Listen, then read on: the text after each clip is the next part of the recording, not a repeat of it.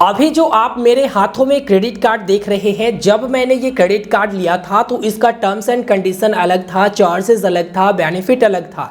लेकिन धीरे धीरे देखा जा रहा है कि सभी क्रेडिट कार्ड के टर्म्स एंड कंडीशन बदले जा रहे हैं, नया चार्जेस लागू किए जा रहे हैं, पुराने चार्जेस में बढ़ोतरी किया जा रहा है और नया महीना आते ही यहाँ पर क्रेडिट कार्ड वाले शुरू हो जाते हैं नया चार्ज लागू करने का, नया टर्म्स एंड कंडीशन लागू करने का। कुछ महीनों से देखा जा रहा है अगर सबसे ज़्यादा बदलाव हो रहा है तो क्रेडिट कार्ड में ही देखा जा रहा है। आज के इस वीडियो में कुछ बैंक के क्रेडिट कार्ड के चार्जेस के बारे में आपको बताने वाला हूं।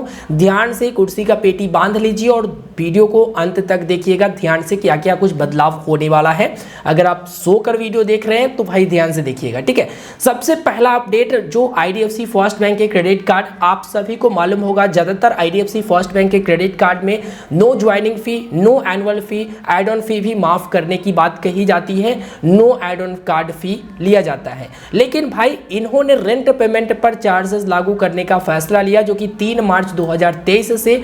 यहां पर रेंट पेमेंट अगर आप करते हैं इनके क्रेडिट कार्ड इस्तेमाल करके तो आपको सरचार्ज 1% आपको देना पड़ेगा, ठीक है। अगर टैक्स वगैरह लगता है तो वो अलग से समझ लो।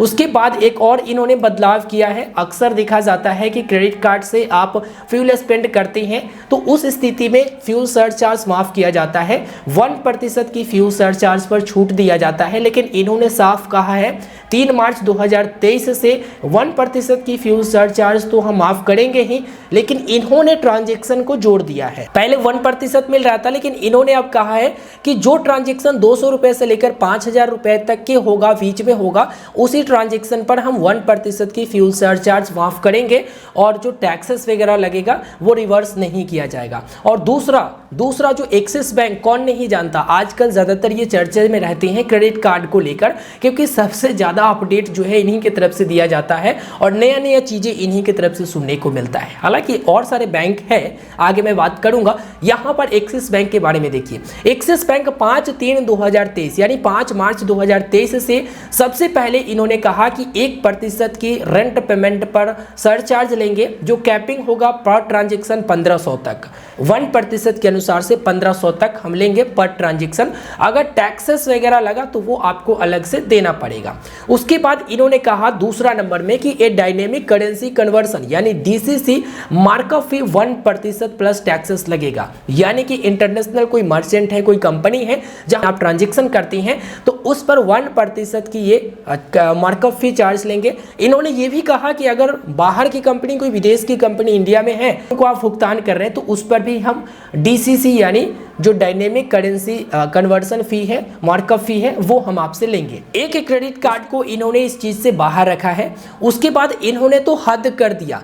जो आप लोग स्पेंड करते हैं तो माइलस्टोन बेनिफिट मिलता है। जैसे 1 लाख रुपए स्पेंड कर दिए, 2 लाख रुपए स्पेंड कर दिए तो माइलस्टोन बेनिफिट में आपको गिफ्ट वाउचर वगैरह मिलता है। तो जो आप क्रेडिट कार्ड से रेंट पेमेंट या फिर वॉलेट वाला ट्रांजेक्शन करेंगे उस पर माइलस्टोन बेनिफिट नहीं देंगे ये लोग। इतना ही नहीं, आप सभी को मालूम होगा बहुत सारे ऐसे क्रेडिट कार्ड है जिस पर आप ट्रांजेक्शन करती हैं, जैसे 1,50,000, 2 लाख, 3 लाख ऐसे करके ट्रांजेक्शन करती हैं तो आपका जो सालाना चार्ज होता है, एनुअल चार्ज, वो वापस कर दिया जाता है, ठीक है, रिवर्स कर दिया जाता है। तो इन्होंने कहा ना बाबा ना, अगर आप रेंट पेमेंट करते हैं अपने क्रेडिट कार्ड से और वॉलेट में लोड मनी करते हैं और उस ट्रांजेक्शन से आप काउंट कर रहे हैं कि 1 लाख का ट्रांजेक्शन हो गया है, एनुअल फी माफ हो जाएगा, तो उस स्थिति में नहीं होगा। इन्होंने क्लियर कहा है कि भाई एनुअल फी रिवर्सल नहीं होगा, रेंट पेमेंट और वॉलेट वाला जितने भी ट्रांजेक्शन रहेंगे। तो हद हो गया पार और यहाँ पर क्रेडिट कार्ड पर आ गया अपडेट। आप देख सकते हैं इन्होंने ये भी बताया है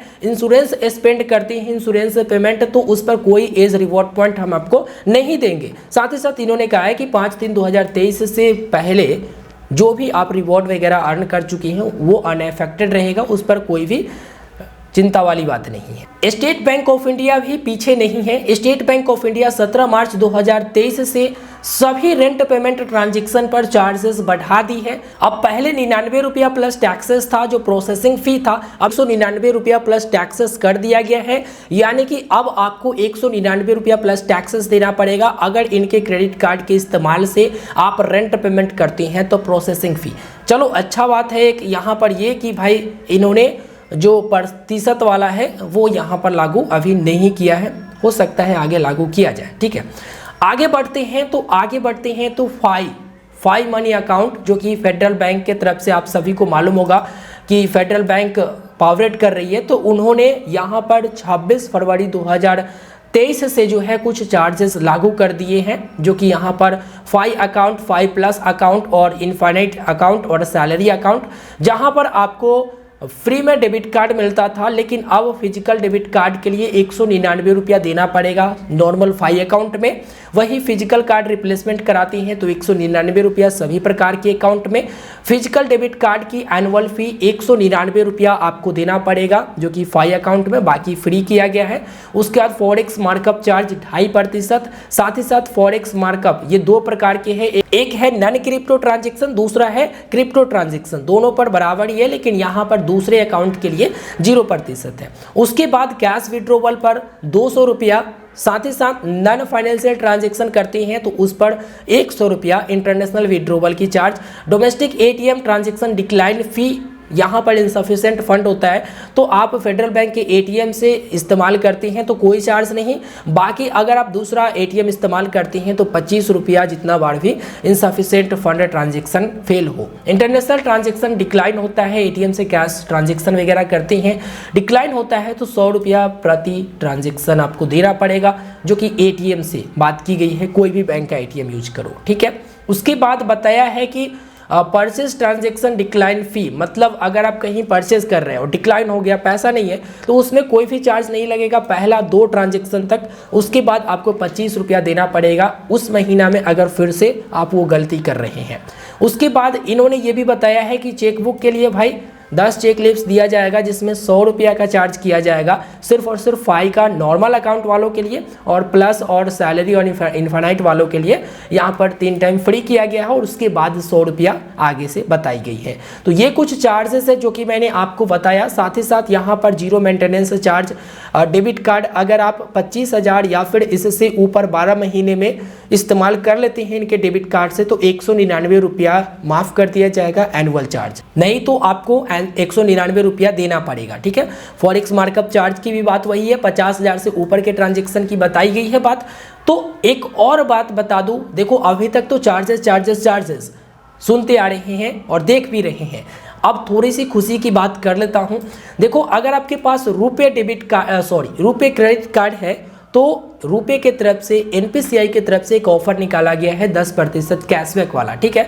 ये 10% कैशबैक आप अगर रुपे क्रेडिट कार्ड को यूपीआई से लिंक करती हैं तो आपको ट्रांजैक्शन करने पर मिनिमम 50 रुपया का ट्रांजैक्शन करिएगा, महीने में मैक्सिमम 100 रुपया का कैशबैक आपको मिलेगा।